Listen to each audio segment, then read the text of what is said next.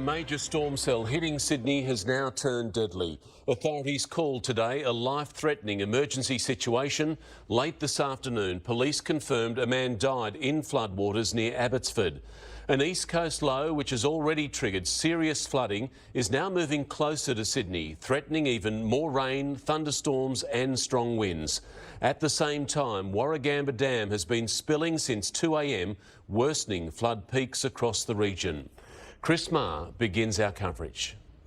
Sydney's flooding emergency turns deadly. Late today, police pulling a man from Parramatta River, unable to revive him. We saw a helicopter out there with essentially a team of police jumping into the water trying to save someone. The extraordinary downpours, high winds and havoc brought by a new east coast low. This is a life-threatening emergency situation. In just 24 hours, more than 24 rescues. In Holsworthy, a woman caught out by floodwaters, trapped in a tree. She was talking. As you can imagine, she was very scared.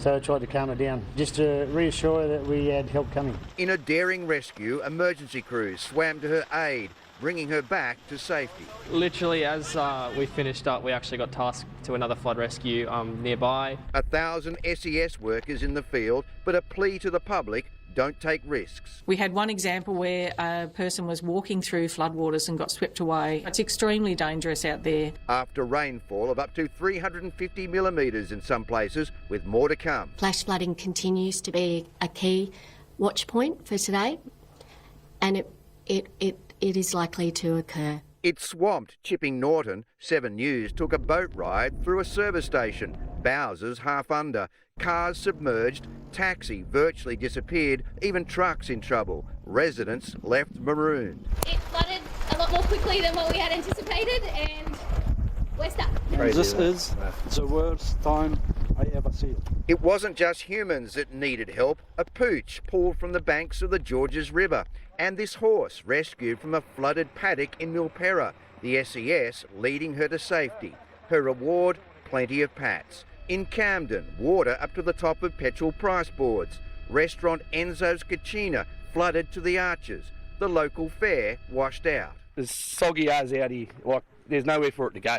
Ladders being used to get clear of the danger as homes and businesses were inundated again. It's everything. It's heartbreaking, it's annoying, it's frustrating. They've barely cleaned up from earlier floods. Now homeowners are scrambling to save possessions again. We've moved like all the little things like clothes and stuff like that. We've got an attic, so chuck them in the roof and then wait till it comes up a bit higher until we start getting all the big stuff into the trailer and get out of here, really. It's the third recent flood to hit this street here in Camden. They say this time the water is higher, definitely moving much quicker. Now, some residents have gone, others just watching and hoping. A nightmare on Sydney roads, many impassable. Most drivers heeded the warnings, others took their chances. Land on the road, can't get through, unless we swimming. Ferries knocked about by the wind. Manly and Parramatta services soon suspended. The sheer volume of rain putting pressure on dams. Warragamba spilling. Our landscapes are saturated, our river systems, our channels, they're all full. There's not a lot of places for this water to go. Choked, swollen and full of debris, rivers rising rapidly. 2 days ago it was dry as a bone. Now, all flowing down into the Nepean. What is becoming flood fatigue for so many, but this one could be the worst yet. The answer is yes, it could be. Tonight our team is in the key areas as this storm hits. Liam Tapper's in Windsor and Andrea Nicholas in the city. But first let's go to Chris Marr, who's now in Chipping Norton. Chris, fresh warnings have been issued just in the last half hour. That's right, Mark. The Weather Bureau says it now expects the Hawkesbury Nepean River levels to be higher in this event than what they were in flooding earlier this year and last year. The Warragamba Dam is already spilling more water now than it did then. Now, we are expecting shortly dozens of new evacuation orders. Already there are 40 evacuation orders in place in suburbs in and around Sydney. Now, 3,000 jobs have been responded to by SES workers today, including 93 flood rescues, indicating people are still ignoring advice to stay away from floodwater. On top of that, the state government is urging families to reconsider, perhaps delay their school holiday plans, given this weather event is impacting on much of the coast of New South Wales. Mark. Chris Marr in Chipping Norton, thank you. Let's go now to Liam Tapper in Windsor. Liam, there are fears the bridge there could go under again. Yeah, good evening to you, Mark. The Windsor Bridge tonight certainly is a key area of concern for emergency crews. The river is rapidly rising, debris is smashing into the bridge, and it is set to peak in just a few hours. This, of course, was labelled the flood-proof bridge, setting back taxpayers more than $100 million. But tonight, it's closed in both directions and on the verge of going under. Locals who've lived through this many times before, they're preparing. But today, the Hawkesbury gave an early look at just what it's capable of. As tons of water and debris turn the North Richmond Bridge into a Hawkesbury surf break. This is like the third time this year this has happened. Emergency teams have been going door to door. Thanks, mate. SES crews warning residents of the threat headed their way. So the area behind us is completely under. We will have to backtrack around and see if we can get to other people. Properties along the low-lying areas in danger again. We've asked them to really concentrate on the Hawkesbury and Nepean Valley area, which seems to be the big risk in the next 24 hours. 6 evacuation centres have been opened at Cabra Vale Diggers in Canley Vale, the Narellan Family and Community Centre, the Gymea Tradies Club, Richmond Club on Marquee Street, the North Richmond Community Centre and the Castle Hill Club. Please ensure that you are not caught unawares. These locals don't need any prompting. Learning from the record floods in March, sandbagging up their homes before the rain comes down. Yeah, we didn't do it last time. You live in Hawkesbury, that's what happens, so. While many people here are preparing for what's to come, there are hundreds of emergency workers here on the ground supporting people in their time of need. But it's not just those in an official capacity who are doing all the heavy lifting. We've got it done. Charities like Hawkesbury's Helping Hands and Turbans for Australia are getting to work before the rivers even peak. So we can run this centre over here, and which is ready 24/7 to help. Liam Tapper, 7 News. Train and bus passengers are being warned there could be major delays and cancellations tomorrow because of the weather emergency. Let's go live now to Andrea Nicholas in Martin Place. Andrea, what are authorities saying? Mark, Transport for New South Wales is urging everyone to avoid non-essential travel tomorrow, warning services might not be running to timetables. If you do have to travel, you're being asked to allow extra time in case of delays. Some train services have already been cancelled, and of course later this week there will be more disruption to the train network due to ongoing industrial action. On Wednesday and Friday, foreign-built trains, that's 75% of the fleet, will be banned from the track. So more misery in store for passengers. Mark? More than a month's worth of rain has fallen across the Illawarra as heavy rain drenches the New South Wales south coast and Greater Sydney. A severe weather warning is in place as conditions are expected to worsen. Weather reporter Lucy Polkinghorn has more. Well, it has been a wet start to July for Sydney, and that's after the driest June since 1986. And certainly not good timing with the school holidays just getting underway. The rain has certainly started to pick up this afternoon where we are here at Kirribilli, and we are expecting the heaviest falls for Sydney to pick up over Saturday, but more likely into Sunday as that surface trough just off the coast of Illawarra continues to deepen and then drift northward towards Sydney. That's when we are going to see the heaviest rainfall, so over the next 24 to 48 hours.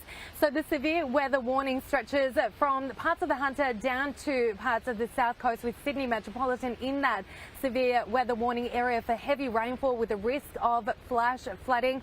It's likely we could see totals between 70 to 120 millimetres within a 6-hour period. And due to this relentless heavy rain and also the possibility of an east coast low forming, there is a flood watch in place with the possibility of major flooding for the Hawkesbury Nepean Valley. Now, if that does happen, it will be the third major flood for this area area in less than a year and a half.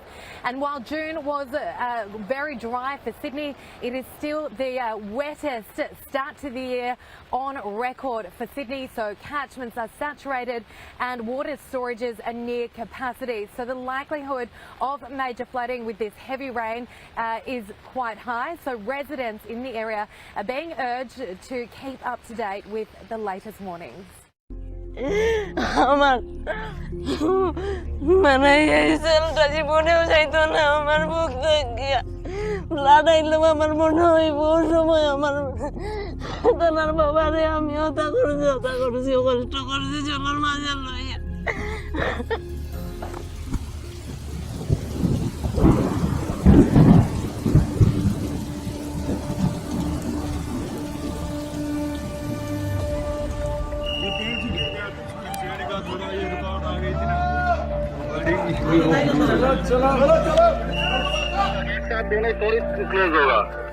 Okay okay NDRF में मेरे 6 साल में मैंने बहुत सारे flood देखे और urban flood का इतनी तेज बहाव मैं यहाँ पर सिलकर में देखा। पैर फिसला तो आदमी बह जाएगा, कहाँ बहेगा वो भी नहीं मिलेगा। चुन्नी है चुन्नी, चुन्नी दोस्त है बांधी पीछे मत आओ। 27 district was affected in Assam and 2,894 villages were affected and more than 5 million people were affected and more than 100 people have lost their valuable life due to the flood and landslide events.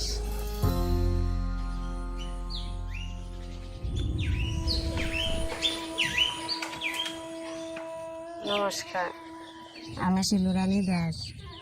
হ্যাঁ, আজকে মানে 1 বছর থেকে তার বাবা অসুস্থ, মানে cancer রোগ হয়েছে। এরপরে তোমার আইছে এখন ফ্লাড, এখন বাবা একদম পুরা বিছনা। আর মানে এমন ফ্লাড আইলোতে এখন মানে কোনো দিকে রাস্তা নাই বাইরে হইবার। ঘরের মাঝে সাং বান্ধিছি, বাঁশ দিয়া বান্ধিয়া ঘরে রাখছি। তারপরে একটা পাইছি, পাইয়া পরে আরেকজনের বাড়িতে নিছি, আমার ননাসর বাড়ি নিয়ে ওখানে বারান্দাত নিয়ে তানে রাখছি। বেশি হয়ে গেছে গিয়া ফ্লাডের ভিতরে, এখন আমি যেতাম পারছি না লইয়া কোনো জায়গাতে হসপিটালে। কত কিবার মানে যে হসপিটাল নিলে মনে কথা বাঁচতে পারলাম না, কিন্তু যাওয়ার অসুবিধায় আমি যেতাম পারছি না। তখন আমি মানে রাত্রে কিছু করতাম পারছি না, রাত্রে ঘরে রাখছি। আর পরের দিন সকালে বুড়োর মাঝে স্নান করাইছে, স্নান করাইয়া বুড়োর মাঝে লইয়া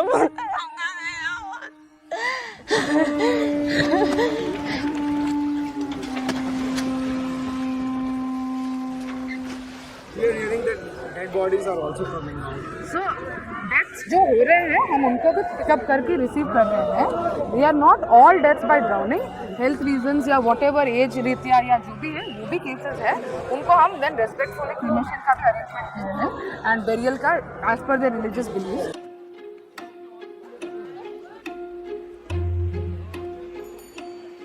This time, the entire northeast has received unprecedented rainfall.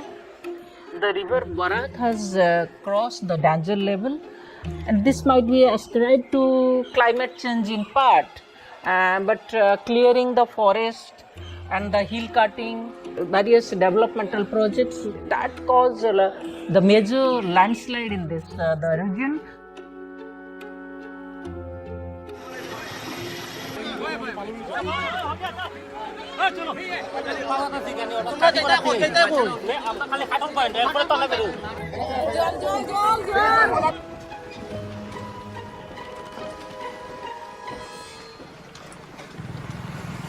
জল হওয়ার পর তাকিয়া আমি গরিব অবস্থা যে খামাইছি সব চলে গেল।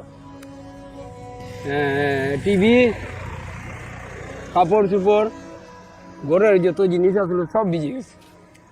বাড়ির মধ্যে গিয়া পাকিয়া পড়তেছে, আমরা আনতেছি। হ্যাঁ, গরুরে খাওয়াই, বাচ্চারা খাওয়াই, আমরাও খাই।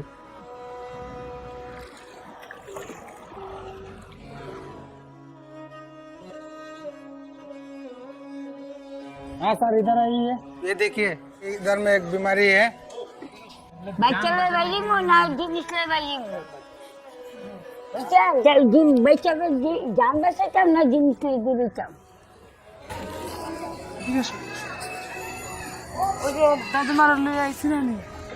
অসুবিধাটা আছে ওই এটা তো আর 9 দিন হয়েছে আইছি একদিন হয়ে গেছে আমার ছেলের উপরে তো এরকম করে খোলা করিয়া আনছি এরকম করিয়া আনছি আমার শাশুড়ি একটা মানুষটা যদি আগ্রহ দেয় না কিনা এখন কিছু আনি কিছু আগায় কিছু আনি কিছু আগায় এরকম করে আনছি হ্যাঁ এই হাড়িটা ভাঙ্গা পড়িয়া ভাঙ্গি গেছে তো তাই তো ফুলা পাউ দুটা তো শক্তি নাই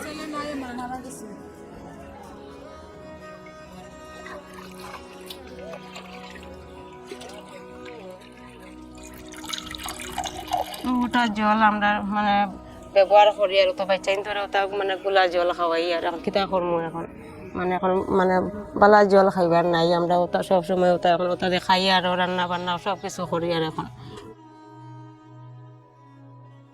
জল হয়ে যায় প্লাডাই হওয়ার পরে এখন আমি কিতা করতাম এখন আমি যেন পরবর্তীকালে গ্রামের মানুষ বলা যদি এরকম অসুখ অসুখ হয় তারাও বলা কিরকম যাইতো আমি যেন অত কষ্ট করছি তারাও তো বলালে কষ্ট করবো না কত বড় দুঃখ ফ্লাড আইলো And a wildfire continues to burn in Nevada County right now, forcing hundreds of people to evacuate and leave their homes. The Rice's fire has burned more than 700 acres right now. It's near French Corral in Nevada County. So here's the very latest. As we take these live pictures from Livecopter 3, you can see it's really just kind of smoldering. Even though containment is at 0%, meaning they don't have a line around this at all, it's not a lot of active fire, just a lot of smoldering. You can see all of those red lines where they dropped retardant on the fire to try and create some containment. You can see a lot of smoke billowing up from the fire right now. We do know that since yesterday when this fire started in the afternoon, one firefighter has been injured. We know that several homes have burned and have been destroyed. We saw a couple of them happen live here on KCRA 3 yesterday. In the meantime, though, the evacuation orders for some people in the zones in Nevada County, certain zones are still evacuated. They're being told they need to leave. But in terms of comparing it to right now to what we saw yesterday, this aerial attack that they're doing really paying off. If we want to go ahead and zoom in, I could see it looks like a helicopter there. They have been consistently dropping water on the flames. That's why we're seeing more and more of this white smoke. And we are also seeing them continue to drop some retardant. This is a chopper that we've watched for the last hour or so, and it's been pretty busy siphoning up the water from nearby waterways. And there's a nearby lake as well, and then it just kind of drops it out of that hose that you see at the bottom. And they can get pretty specific in where they target. If they see little hot spots popping up or maybe something reflaring up, then they can just go to that specific spot, drop water on it, and that's where we're seeing a lot of that white smoke coming off of what's left of this fire. But again, so far this fire, the Rice's fire, has burned approximately 769 acres. As we widen out, we can kind of show you the terrain that these firefighters have been dealing with as they've been fighting this fire for almost 24 hours now. We've got team coverage for you, and we begin with KCRA 3's Lizzie Mitri. She is on the ground and still very smoky there, right, Lizzie? Yeah, where we are right now, Lisa, we're off Troost Trail, not far from Pleasant Valley Road, and you're facing east toward the center of Birchville. We're here because this is where we've been seeing all the helicopters. They're not here now. They're making their trips west, but this is the area where they've been picking up the water, filling up, and then traveling west along the ridge line towards the Yuba River to go make those water dumps, handle this attack from the air. I saw as many as 3 helicopters filling up on water over here just a little bit ago. Like you said, the last update from this morning had this fire at 769 acres, so it grew a couple hundred acres overnight. CAL FIRE estimating 4 structures destroyed, more than 500 threatened. Today, we know that there are more resources on the fire, so that's good news. About 80 fire engines out here, more than a dozen water tenders and hand crews. The bulldozers are out. And as you mentioned, the challenge here is the terrain. This is one of the steepest and largest river drainages that they have in the region, according to the CAL FIRE unit chief. You're looking at video from yesterday. This started at about 2 p.m. The cause is still under investigation, but it was initially reported as a structure fire. Started in the area of Rice's Crossing Road, north of the South Fork of the Yuba River, just southwest of North San Juan in Nevada County. Big efforts here today is to try to keep the fire from crossing Yuba County. Right now it's contained in this area. Well, it's not contained yet. I don't want to say that. It's 0% contained, but so far the fire has been burning within the limits of Nevada County, and firefighters, fire crews out here are hoping to keep it that way. You can see this helicopter just filled up on water and is now headed west to where the fire activity is happening. So far this evening, you can kind of see some of the smoke and hazy sky in the distance, again mostly focused on that ridge line near Yuba River.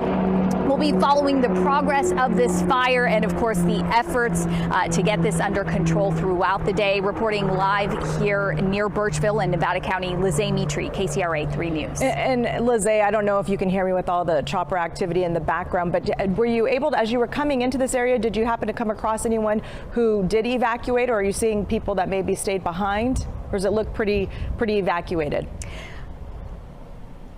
Well, so we drove up. We didn't drive through the area that had already been burned through. We drove up Highway 49 and then came down Pleasant Valley Road. So I did see there's a little market or something just before we started getting to Truce Trail. And we did see, I saw a motorcyclist driving by, but not many people that we could see, at least outside in the area where people should be evacuated right now. Yeah, well, that's definitely good news, and then that just gives more space and less chaos for the people who are fighting the fire. And you see all those power poles behind Lizzie. I think she mentioned they de-energized those, so we just want to point that out. They de-energized them yesterday just for the safety of the firefighters. Lizzie Mitri, thank you for the live report from Nevada County, and she mentioned the evacuation orders that still remain in place for certain zones in Nevada County. And I want to show you the evacuation map right here, and you can see the areas in red. The areas in red, those are evacuation orders. That's for Birchville, Sweetland, French Corral, Bridgeport, Rice's Crossing, and the Buttermilk area. So those are the areas that you're seeing right here in red. Now, all the areas in yellow, that's an evacuation warning, and those are in places for those zones that you see over there, and that actually crosses over to the Yuba County area. Yesterday was just an advisory for Yuba County. Today, it's still a warning. So, you know, things could change with the winds, and they just want to make sure that people are ready to go if they need to go. That's what the warning means. So that not only includes all these areas that you're seeing here in Nevada County, but also the two areas there over in Yuba County. So just keep that in mind. There are also some shelters in place. The Nevada County Office of Emergency Services opened a temporary evacuation point at the Madeline Helling Library on 980 Helling Way in Nevada City. The Nevada County Fairgrounds is open to receive animals if you've been displaced by the fire. Let's go back out to live Copter 3, if we still have pictures from live Copter 3 right now, so we can see where firefighters are targeting kind of the smoldering areas, and they're really just going after hot spots right now. And you can see a lot of smoldering going on here. Very different than what it looked like 24 hours ago. A lot of red on the ground. That's where they laid down the retardant. Good to see that the fire isn't getting up in the trees like it was yesterday. But again, as Lizzie mentioned, this is a very steep terrain, especially where we saw it start to grow yesterday. Really, really steep terrain. So it's firefighters really just trying to fight this thing from the air. Tropical storm Bonnie enters the Pacific after crossing the territory of Nicaragua. It is expected that the phenomenon will become a hurricane. According to meteorological authorities, the weather phenomenon left the Nicaraguan territory leaving strong winds and precipitations. It is predicted that during the next hour, secondary affectations such as flash floods and landslides will occur in both Nicaragua and Costa Rica. Likewise, the United States National Hurricane Center reported that the phenomenon retains winds of 65 kilometers per hour with stronger gusts, for which a gradual strengthening is predicted as it advances over the waters of the eastern Pacific.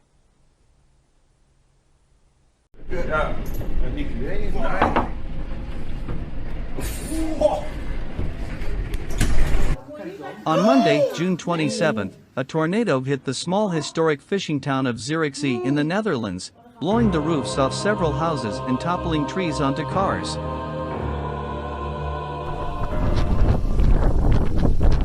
The Royal Netherlands Meteorological Institute reported that the wind and storm passing through the country reached a speed of about 75 kilometers per hour.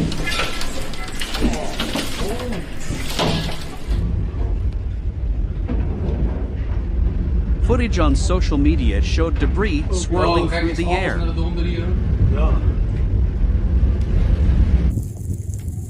Other images showed the tornado itself spiraling towards the ground as people stopped their cars or left their restaurant tables to watch.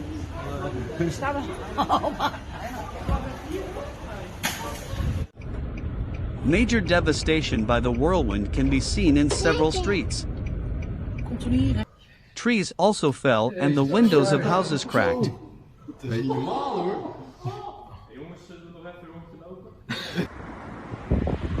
Local authorities said that around 20 rented houses have been damaged by the twister and the municipality will provide shelter for affected residents. Emergency services were still assessing the extent of the damage.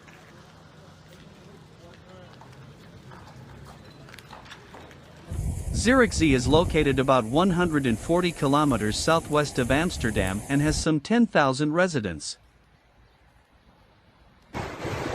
According to local media, the Netherlands experiences several tornadoes a year, but the last most devastating one to hit the country was in 1992.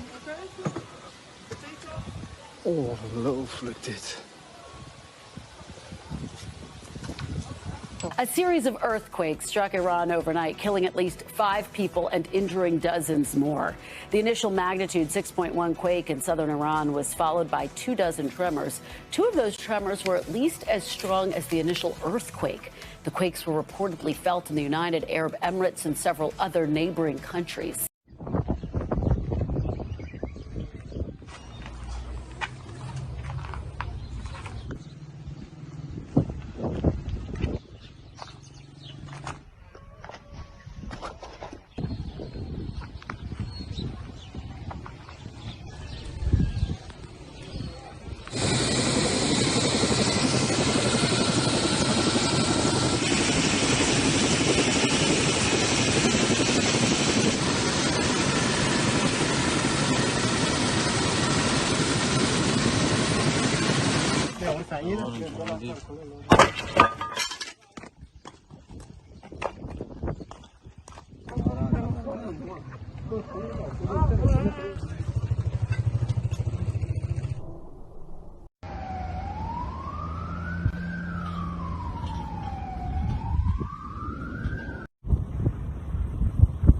Late Wednesday afternoon, June 29th, a tornado caused damage to power lines and a farm near Foam Lake, Saskatchewan, approximately 200 kilometers northeast of Regina.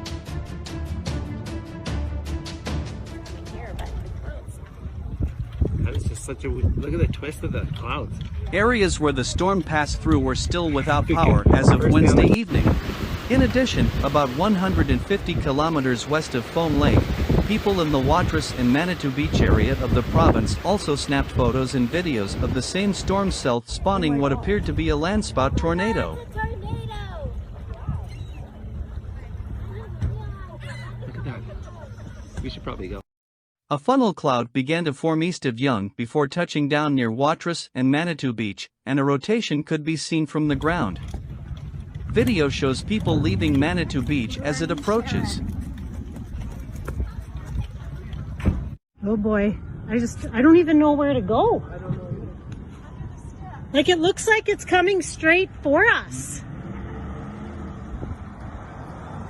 The area was under a severe thunderstorm warning for most of the afternoon Wednesday. Wow.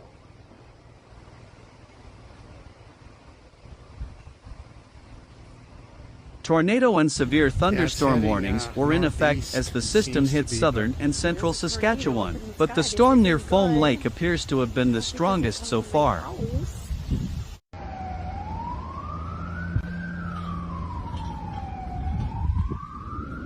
The Federal Weather Service advised people to take shelter if they encounter severe weather, noting heavy downpours can cause flash floods and make roads impassable.